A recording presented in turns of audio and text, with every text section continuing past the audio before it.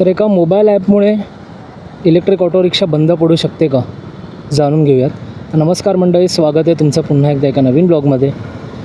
तर सध्या चर्चेत असलेलं बॅट BMS ॲप्लिकेशन, बेसिकली या ॲप्लिकेशनचा यूज ज्या बॅटरी आहेत त्याचा व्होल्टेज, टेम्परेचर हे चेक करण्यासाठी होतो.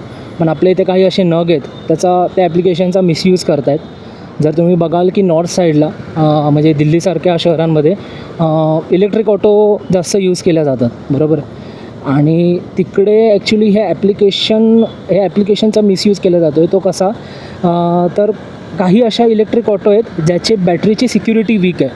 त्याच्यामुळे असं होतं की ॲप्लिकेशन त्या ब्ल्यूटूथला कनेक्ट करून त्याच्यामध्ये कसं फीचर आहे ते इनेबल केल्यानंतर तुमची जी इलेक्ट्रिक ऑटो आहे ती मध्येच रस्त्यामध्ये थांबते. त्याच्यामुळे जे रिक्षा चालवणारे ते पण जरा घाबरलेत की नक्की काय होत आहे. म्हणजे त्या ॲप्लिकेशनमुळे ते ऑटो परत चालू पण होते, पण त्या विचारांना माहीत नाही ते.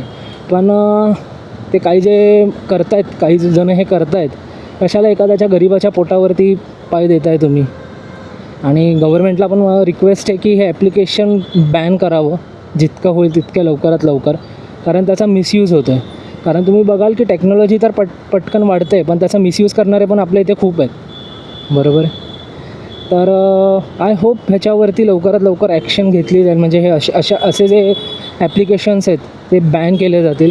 कारण एका सिक्युरिटीच्या दृष्टिकोनातून पण धोका आहे टेक्नॉलॉजीला, बरोबर आहे. कारण डायरेक्टली एका ॲप्लिकेशनमुळे मध्ये रस्त्यामध्ये रिक्षा बंद पडते.